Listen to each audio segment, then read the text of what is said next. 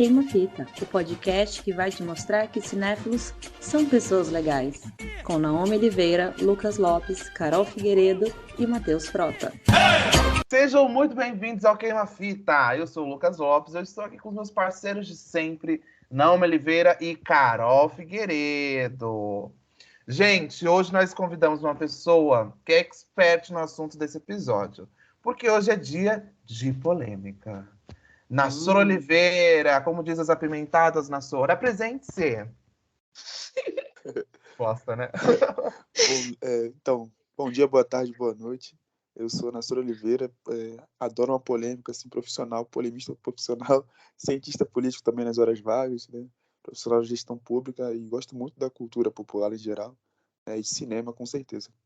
Nós sabemos que em muitos momentos, gente, nós vamos ver filmes aí para diversão. Mas é importante lembrar que, às vezes, o filme ele tem uma proposta de discutir um assunto importante na sociedade ou até representar uma comunidade.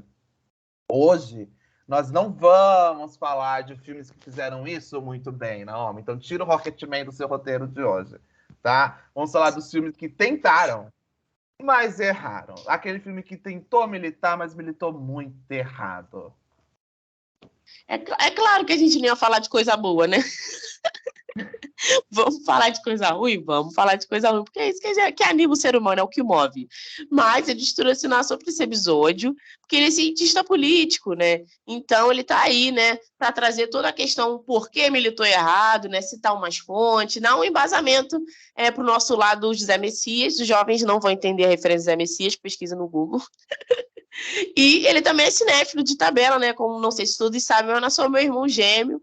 Então, toda a minha jornada aí de cinéfila, fui compartilhando alguns filmes.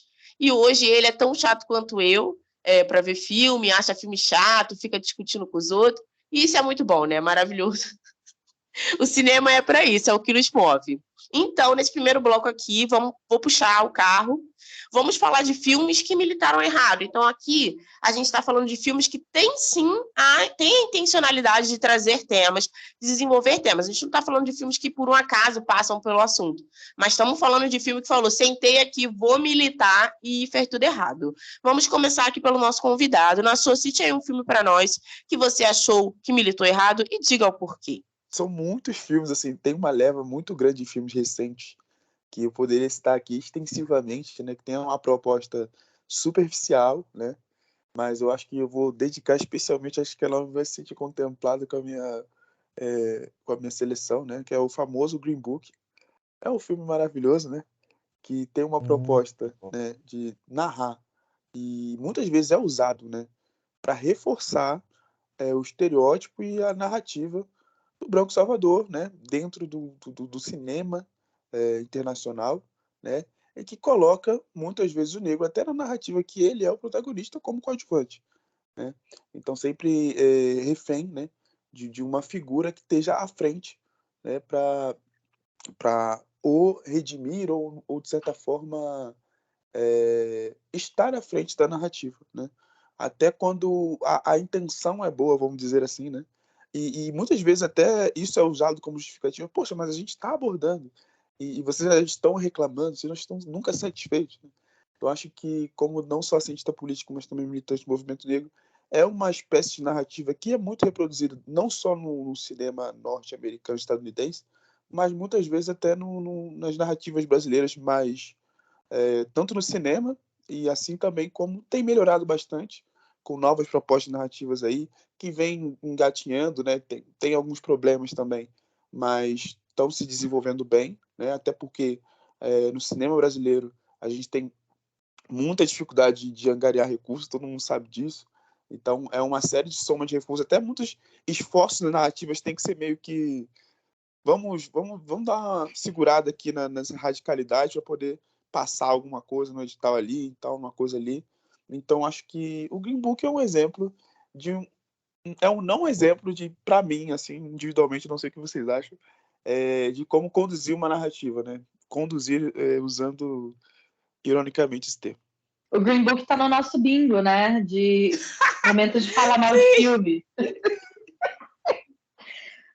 Mas fala aí, Naomi. Não, assim, eu não trouxe Green Book, né? Dessa vez não trouxe, mas é um filme, e eu acho que ele acaba sendo grande representante por ter ganho o melhor filme, né? Então é Nossa. muito louco você pensar um filme que aborda que é o coração dele, é abordar a questão racial, ele faz isso errado, e esse filme me ganha o Oscar de melhor filme. Para mim, isso é o grande representante mesmo. Não sei se a gente tem outros filmes que fizeram tanto sucesso, que ganharam prêmios tão importantes, que foram tão equivocados quanto o Green Book. Até tem uma história de paixão. Mas eu não acho, em polêmica, eu não acho que 12 anos de escravidão militou errado, não. Eu não acho, assim, que até eu não acho. Aí depois a gente pode até entrar, mas eu não acho que os 12 anos de escravidão quis militar. Green Book quer trazer uma mensagem. O 12 anos de escravidão, para mim, é um retrato de um período. Acho que o Steve McQueen ele tem esse cuidado. Ele não está pregando que, olha, vamos mudar o mundo. Ele está simplesmente ali mostrando como era a realidade daquelas pessoas naquela época. Agora, o Green Book, pô, vou te contar, não dá. Acho que a polêmica do 12 anos de escravidão é por causa do personagem do Brad Pitt. Que aí ele entra no Branco Salvador, né?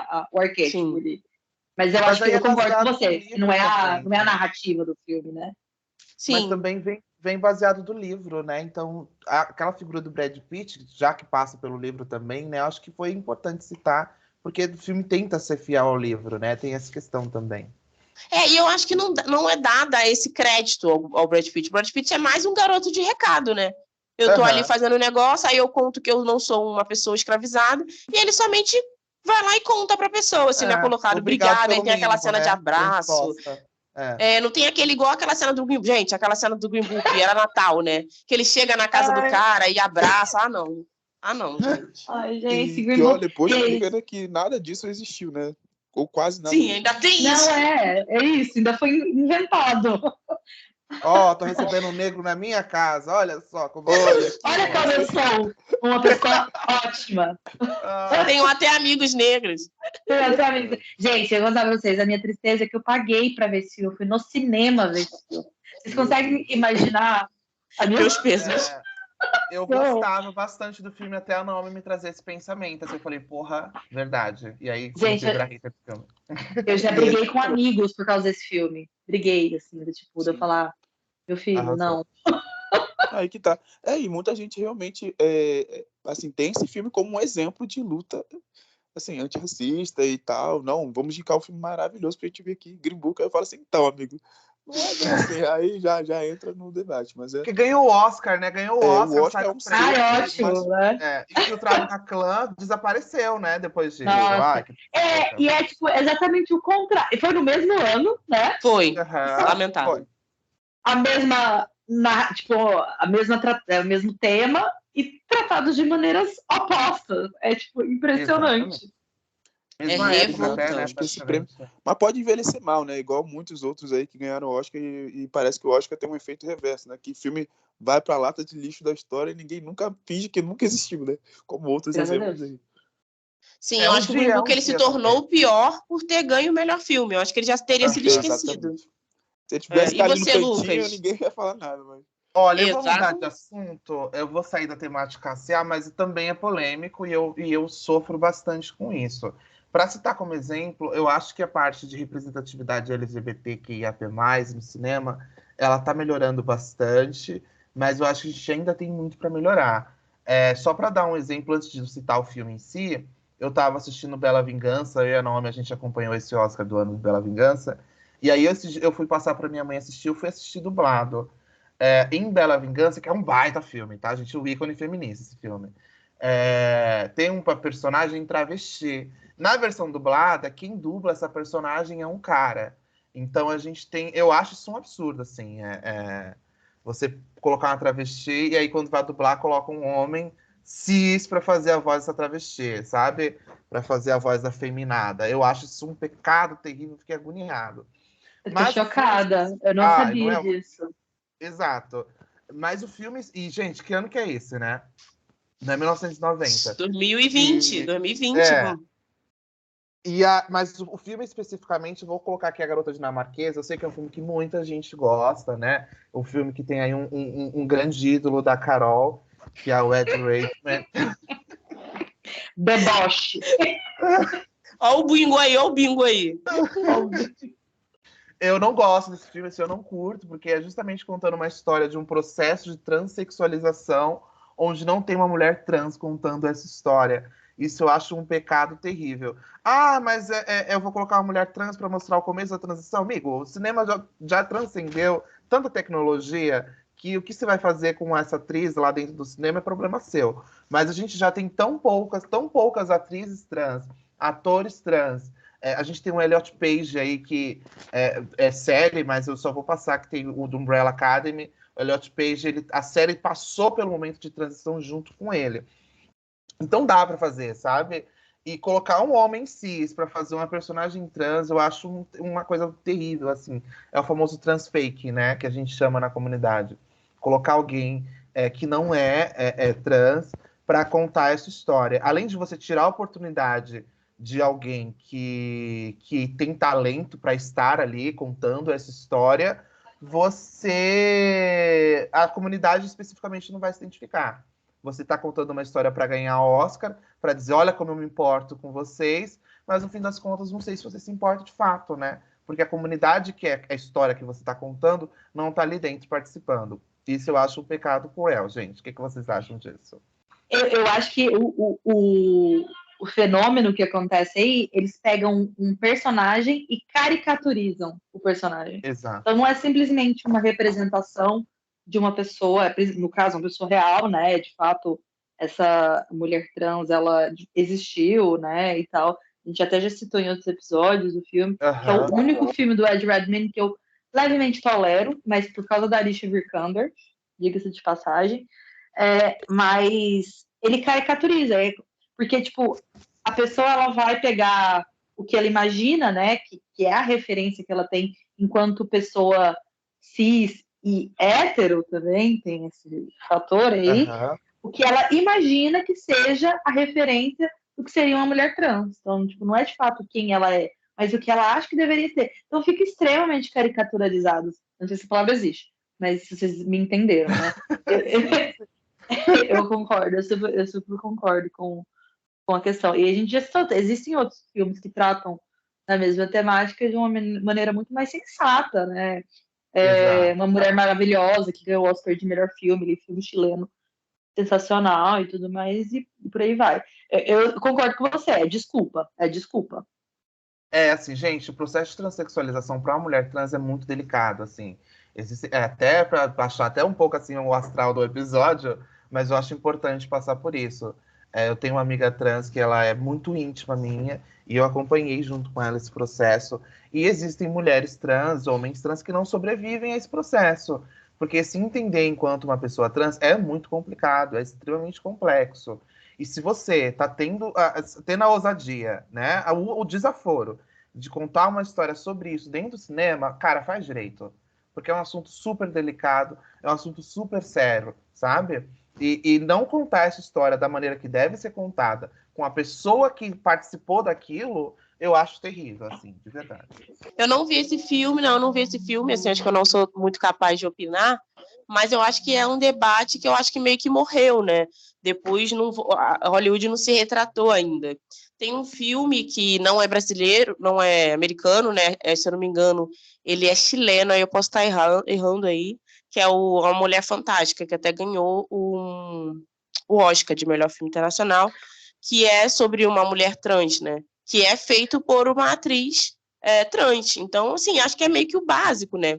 Então, assim, não pode porque muda. Acho que pode usar 2 atores também. É uma outra saída que o estúdio pode fazer. Usa 2 atores. 2 atores trans para fazer. Acho que ator qualificado não falta. Acho que falta Hollywood também ter essa sensibilidade. Gente, a mesma sensibilidade, por exemplo, você vai contar a história de uma pessoa. Harriet, você vai contar a história da Harriet, uma personagem, uma figura negra na história. Aí você me bota uma Gal Gadot e pinta ela de preto, sabe? Não é a figura que deveria estar ali, além de ser um absurdo, né? Se fizeram uma coisa dessa, meu Deus do céu. Mas você entende que qual é o peso dessa situação, né? Além de ser uma figura que não devia estar ali, você tá mentindo, sabe? Contando a história. É isso. Acho que rola muito isso na discussão do filme do Michael Jackson, se eventualmente acontecer, né, por conta dessa questão racial, e muitas vezes, né, a gente bate nessa verdade. Acho tenso. E Pra mim é uma dois outra coisa, atores. tem opções, né? Mas acho que são escolhas também. Eu acho que a comunidade, eu de fora, assim, né? Não tenho tanta propriedade, mas acho que do ponto de vista político, eu acho que o nível de organização e pressão, né? Que dá para fazer, né? Por mais que a gente saiba que dentro dos estúdios e dentro da indústria tenha representatividade, mas como eles querem apresentar esse discurso, né? Aí coloca naquele escopo de gratidão. Gente, mas a gente está abordando e vocês ainda estão reclamando. Como se assim, tivesse por fazer o mínimo, que é retratar uma história e ganhar milhares de dinheiros com isso, eles ainda não tivessem uma responsabilidade em tentar honrar as narrativas que eles se pretendem contar, tentando fazer uma contabilidade ali com o povo que estão tentando contar as histórias. Então, eu acho que isso é o mínimo. E eles têm que parar com essa desculpa, né? Igual a menina que estava tentando produzir uma série sobre a Marielle e falou que não tinha, por não ter pessoas negras na equipe de produção, falou que não tem nenhum Spike Lee no Brasil, então ficou difícil. Manda uma dessa, né? Sequinho. Ai, Deus me livre. Meu pai eterno. Então, agora seguindo as polêmicas, eu tentei não trazer, né? Um filme que fala questão racial, que eu acho que eu já trouxe os grandes baluartes das polêmicas. Eu vou falar de um filme que, se eu não me engano, é de 2020, da Netflix, essa caína, que é um filme chamado Rede do Ódio. Não sei se todo mundo assistiu.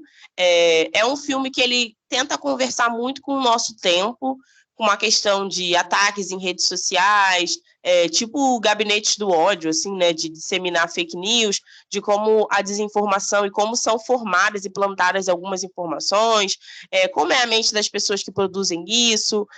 Eu acho que ele quis ser um filme muito todo discutindo coisas atuais. Só que ele erra em tudo. Em tudo. O filme é extremamente vazio de roteiro, assim, de falas. É um arquétipo muito, sabe, mal feito. Ele é o tempo todo para criar momentos épicos para falar, olha, como eu estou retratando uma coisa que acontece na vida real. E trata tudo muito mal. Ele não explica direito a questão da desinformação. Eu acho que ele até empodera pessoas que querem trabalhar com essa questão da desinformação, porque ele mostra uma ascensão, né? Desse cara que trabalha com isso, que tem essa visão que é meio seco, né, por dentro, né? Eu acho que o filme errou muito. Eu acho que é um filme até que tinha que ser retirado, porque ele educa errado, ele fala errado, ele é irresponsável. É um filme que terminou e eu fiquei com muita raiva mesmo. E foi um filme que na época ficou entre os mais assistidos do Netflix. Muita gente cita, né, para dar exemplo, mas eu acho que o filme, assim, errou miseravelmente. Não sei se vocês chegaram a assistir o Rede do Ódio. Eu assisti, sou contra. Assim, eu acho que pela acessibilidade, não só Deus me livre falar que não, porque o filme é muito acessível, é ruim, não que eu tô querendo criar uma hipsterização ali do cinema, mas eu acho que os filmes em geral, assim, não queria entrar nesse tópico assim, Netflix é ruim, mas tem muitos filmes extremamente superficiais que acabam ganhando uma notoriedade como assista esse filme para entender esse tema, que é perigoso, né?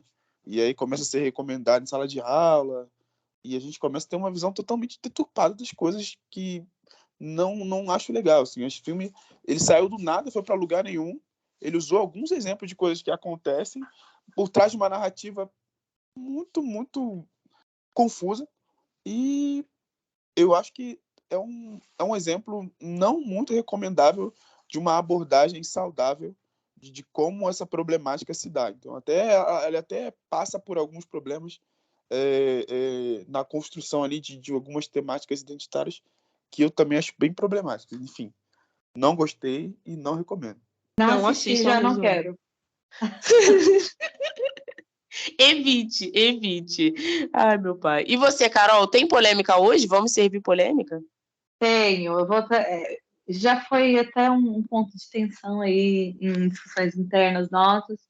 Tem um filme que ele é super recente. Ele é um filme da Netflix. Foi um dos grandes filmes da Netflix que encabeçaram a corrida ao Oscar, os últimos agora, né, 2022, que é o Não Olhe para Cima. é um filme, assim, estrelado, né? Leonardo DiCaprio, Meryl Streep. Parece que somando dá uns 8 Oscars ali, né? Porque Jennifer Lawrence, o cara lá também de Ponte dos Espiões e tal. E assim, não é que o filme é ruim, assim, não é que eu não gostei do filme, é que eu achei um filme bobo. É difícil falar sobre isso, porque ele fala de uma coisa muito séria, né? E ele trata de um assunto muito atual, e, né, que é a relação entre a política, o negacionismo, a manipulação da opinião pública, né, para atender a narrativas. E aí rolou muita conexão, principalmente no Brasil, né, sobre a nossa situação política e como o fenômeno acontece aqui e tudo mais. E, assim, não é que militou errado, não é que falou alguma mentira ou alguma deturpação, eu só achei a abordagem muito pregar para convertido, entendeu? Então, eu não acho que foi, assim, militou para quem já ia falar, uhul, arrasou, é isso. Só que, por exemplo, não sei vocês, eu tenho, né, parentes que têm uma visão política oposta à minha, né? Acontece bastante aí. E essas pessoas não foram impactadas, assim, de jeito nenhum. De jeito nenhum. Para elas, ou elas não entenderam, ou elas falaram, não vou assistir esse filme, ou elas cagaram, assim, pro filme, realmente. Então, assim, eu acho que foi serviu um propósito muito mais de massagear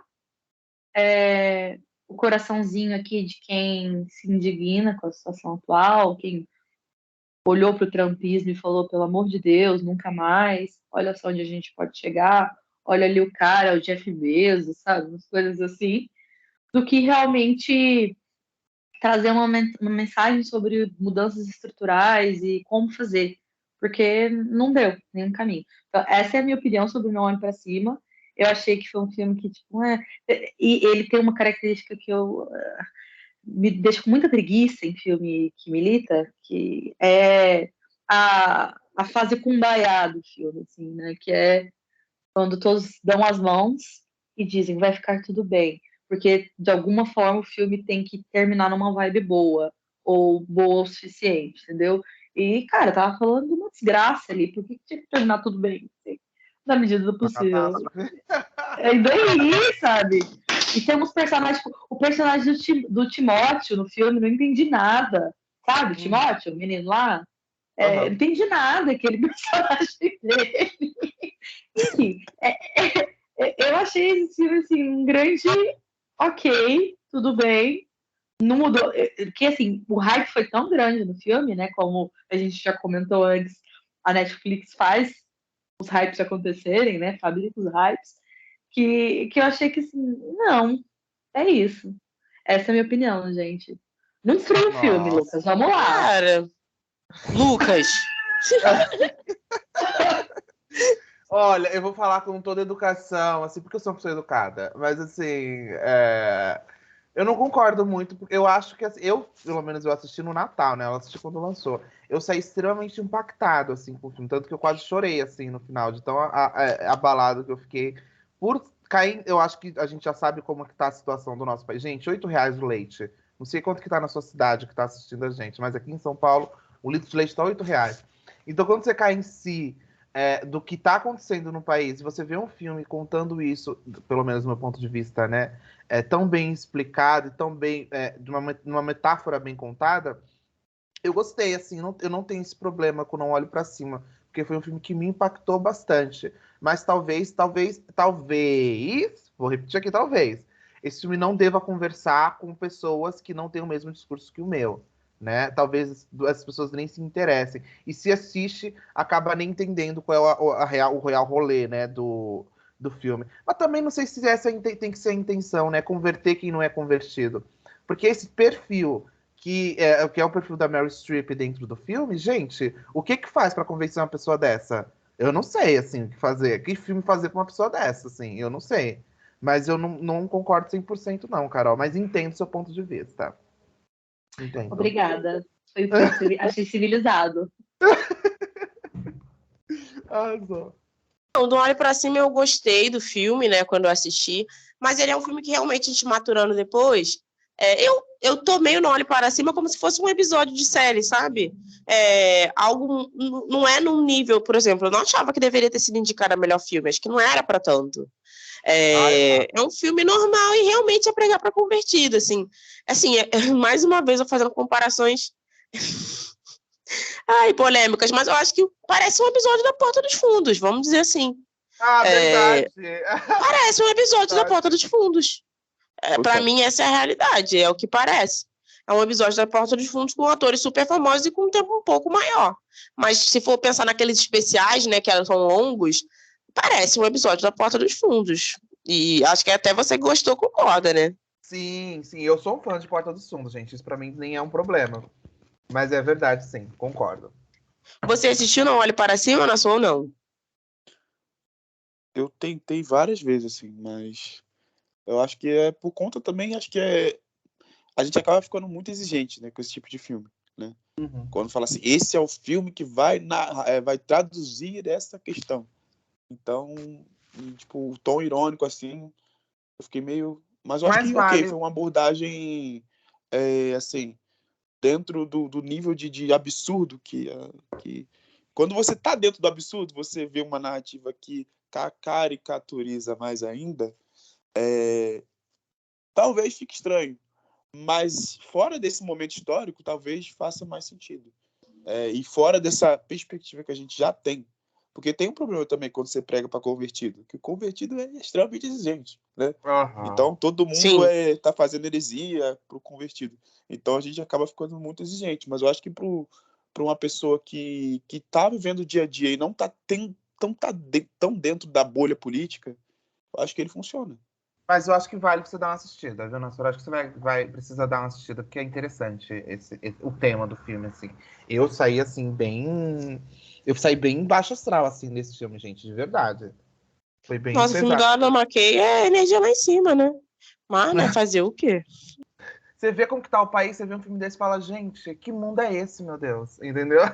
Mas, assim, acho que antes até de passar para o próximo assunto, tem, eu acho que um outro filme que o nosso já assistiu, não sei se você já assistiu, que para mim faz essa sátira de uma forma mais eficiente e ela passa mais no teste do tempo. Eu acho que Não Olhe Para Cima é um filme datado. O filme se chama Mera Coincidência.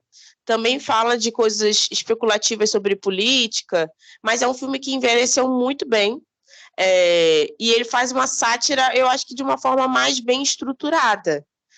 Depois você dá uma olhada nesse filme, que eu acho que ele tem a mesma intencionalidade do Não Olhe Para Cima, mas só que eu acho ele mais eficiente.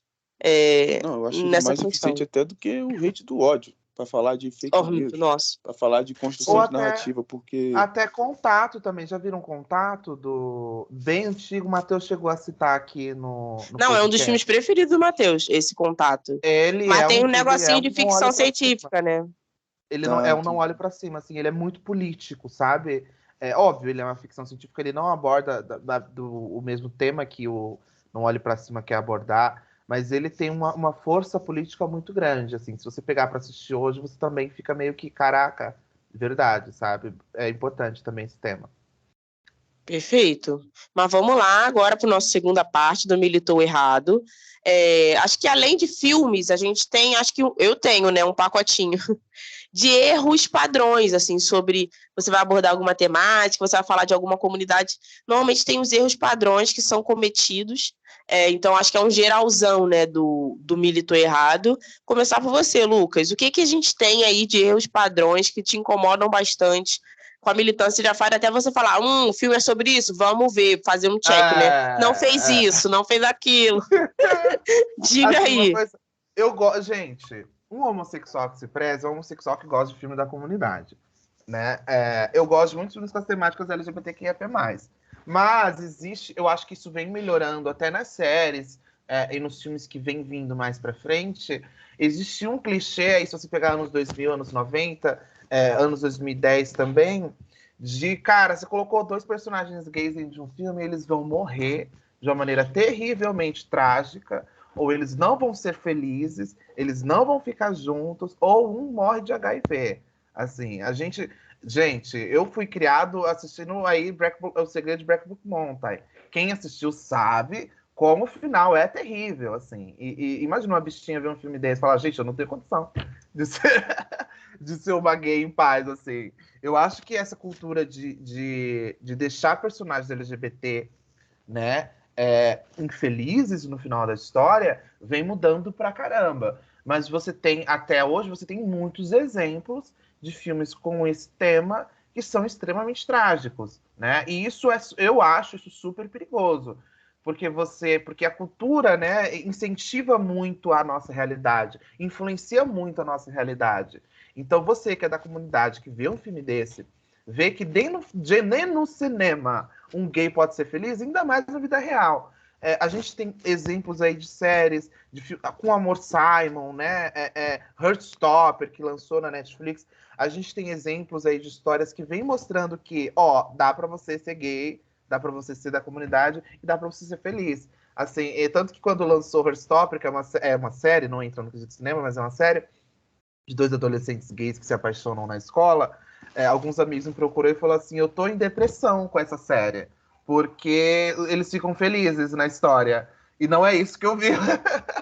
Tá longe da minha realidade. Eu disse, gente, mas é isso. A gente não tem os clichês de hétero, né? Esses 10 coisas que eu dei em você, esses clichêzinhos héteros. Por que não? A comunidade não pode ter, né? Por máximo que você se apaixonar por um garoto hétero na escola seja uma armadilha terrível, eu acho que vale a gente ter esses clichês onde dá para a comunidade se sentir acolhida nesses temas, né? Se sentir abraçado, falar, caramba, um personagem gay que vive feliz para sempre no final da história, né? Com Amor Simon é um filme que eu recomendo, que tem essa pegada, Heartstopper também, mas é isso, assim, eu me preocupava bastante com isso. Isso vem melhorando bastante. O que vocês acham? Falei demais, né, gente? Não, acho que faz super sentido, assim, é um olhar que eu tenho tido muito para filmes de romance. Eu tenho evitado de ver filmes de romance que os protagonistas são brancos, porque fica realmente essa sensação que a pessoa negra não ama, né? A pessoa negra não passa por essas questões, porque sempre o referencial de amor, de romance, são de pessoas brancas. E isso muda muito. Acho que até a forma como a gente se conecta com o filme. Às vezes a gente gosta muito de um filme, o pessoal, mas esse filme é simples. Mas porque ele consegue representar a gente de alguma forma, né? Consegue inserir a gente numa vida normal. Eu não preciso ter o personagem gay sempre um filme que fala de HIV, ou um filme, ou ele é o alívio cômico que no final ninguém nem quer nem saber o que vai acontecer com ele. Ou ele tem uma cura gay, né? Igual foi do High School Musical. Acho que não coloca, né, muito bem essas questões. Acho que eu super concordo. Eu nunca tinha percebido essa questão da pessoa morre. E realmente, no meu HD aqui, puxou vários filmes. É triste. Trágico. Que a pessoa morre. Eu nunca tinha pensado sobre isso. Nossa, é tristíssimo. Imagina você crescer uma viada. Vou procurar um filme que dá pra eu me identificar. E todo mundo sendo falecendo. No final, você fala, caramba, como que eu vou viver em paz, assim? Não dá, assim. Eu também tava passando por esses momentos de me pegar vendo filmes de romance e não me identificar dentro daqueles personagens, né? Nem pela questão romântica, né? De, tenho alguém para compartilhar a vida, não é isso. Mas, que triste, né, menina? Mas pela questão de essa vivência que eles estão contando para mim, eu não consigo me identificar. Né? Tudo bem se acompanhar uma história que você não tem uma vivência. Mas e quando a gente vai falar de romance, que é uma coisa que tem que dar aquele quentinho no seu coração, você precisa se identificar em algum ponto, né? Eu acho que o meu ponto é esse. Acho que o meu, assim, é um outro viés da questão racial trabalhada, mas eu acho que muitos dos filmes, às vezes, querem, não, acho que nem sempre abordar a questão racial, mas, tipo, de ter o ator negro, sabe, com um papel importante ou alguma coisa, e a gente acaba caindo em alguns clichês, isso me irrita bastante. Eu acho que talvez a maior representante é a Octavia Spencer, né? É uma atriz que, se você for olhar, está sempre fazendo papéis muito importantes dentro dos filmes, mas sempre dentro desse arquétipo da mulher raivosa, né? Da negona que briga com todo mundo, acaba se criando um padrão. Eu acho que talvez uma Octavia Spencer brasileira até é a Cacau Protásio também. Então, você sempre coloca a mulher negra nessa posição, da mulher que fala alto, que é barraqueira, não sei o quê. E aí você você olha, é um exemplo até que muita gente dá, quando a gente fala, quase não tem atores negros em grandes produções, em papéis protagonistas, as pessoas citam a Octavia Spencer. Aqui no Brasil, a gente pode citar a Cacau Protásio, mas elas estão sempre nessa posição, né? Tem um ator negro, mas a que custa, sabe? Ele tá lá. A mesma coisa eu vejo também, às vezes, Samuel Jackson. Ou sempre morre, ou sempre é o bandido, sabe? Vamos melhorar essa questão de como colocam os atores negros nessas produções. Eu acho que é uma repetição que, para mim, me irrita bastante, ao ponto de eu quase não ver mais filmes da Octavia Spencer para não ver ela nessa posição. Não sei se vocês concordam. Não, eu concordo. Acho que é uma crítica que eu vi organicamente ali vendo os filmes, né? E ela tá sempre... E é isso, a escolha de uma pessoa, né? Aí não, a gente escolheu essa pessoa, então ela vai fazer absolutamente tudo. E todos os outros atores vão ter que ficar girando ali em torno. Isso aconteceu muito no Brasil, aqui com alguns nomes assim, que ficam anos como aquela reserva de negros, assim, né? E não é nada contra esses atores específicos. Nem vou entrar no detalhe de nomear para não tentar assim, simular que o problema fosse eles, mas é justamente você negligenciar toda uma variedade, não só de papéis, mas também de perfis. Porque às vezes a pessoa não só é o mesmo ator, mas fazendo sempre o mesmo arquétipo. Então é complicado. Mas você trazendo esse ponto da Cacau Protásio, eu fiquei assim, realmente pensativa, assim, eu não pensei nessa questão. Se você pegar a maioria dos filmes que ela faz, cara, é esse papel da mulher negra barraqueira que fala alto. E isso reforça ainda mais o racismo no Brasil, né? Como você vê as mulheres negras no Brasil, né? Sei lá, eu concordo pra caramba, achei tensa essa questão. E você, Nelson, qual são a sua repetição? O que você olha, assim, já olha com desconfiança, algum problema recorrente em filmes? Eu acho nada contra essa página, eu gosto muito, compartilho muito. Só estou usando a nível de exemplo. Um filme me disse, né? Esses filmes com a narrativa prerrogativa política, né? Quando ele fica muito taxado como um filme político, né? Esse filme aqui é revolucionário. Então ele fica cheio de frase pronta que não tem conexão nenhuma com a realidade. Você fica assim, mano, em que contexto humano uma pessoa faria uma coisa dessa a não ser nesse filme para gerar essa plaquinha aqui pra gente compartilhar? Sabe? Ok, o filme tem a liberdade narrativa, tem toda essa questão da construção e tal, não é um retrato fiel da realidade. Mas a coisa às vezes fica muito espacial, assim, né? Nem a ficção científica chega perto do nível de abstração desses filmes, assim.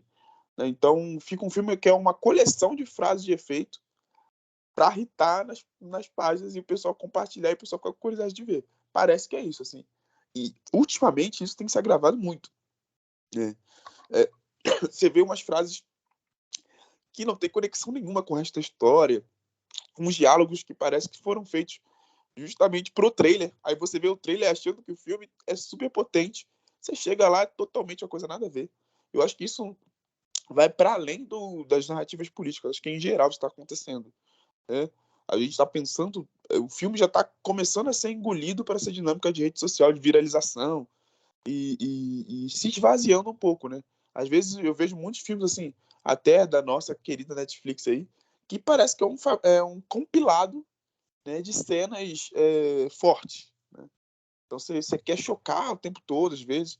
Então nem é falando de um filme só, o outro tem vários exemplos aí que seguem, acho que é nome, pode dar, o Lucas também, de filmes que parece que não tem um propósito de ser. Você acaba e fala assim, ok, mas o que é isso? Acho que o Rede do Ódio acaba sendo muito assim. Né? Eu ia dar esse exemplo também, acho que é um excelente exemplo de um não exemplo, né? de filme que parte do nada para lugar nenhum, mas tem uma série de coisas que pretende chocar o tempo todo, que eu não gosto desse tipo de narrativa. Eu acho que é uma saída muito fácil para resolver problemas complexos. É válido, ok? Toda narrativa é válida, eu não sou o rei do cinema, acho que tem espaço para todo mundo, mas na minha concepção, assim, essa estratégia principalmente de falar de política, né? Quando a gente tem gente que o único contato que a pessoa vai ter com esse tipo de abordagem é o cinema, né? Eu acho que tem que lidar com mais responsabilidade, sim. Eu concordo, é tudo muito superficial. E isso acontece em filmes ruins e filmes bons. Tem muito filme que a gente tá vendo e tal, de repente, cara, essa cena aqui foi para viralizar esse trecho. fica muito descolado. Na vida real, as pessoas não falam daquele jeito. Aquilo ali não acontece, gente. Está muito episódico. Então, isso realmente tem me incomodado. Filmes nacionais, inclusive, tem tido esse ponto aí. Vou citar um filme que eu não assisti, tá?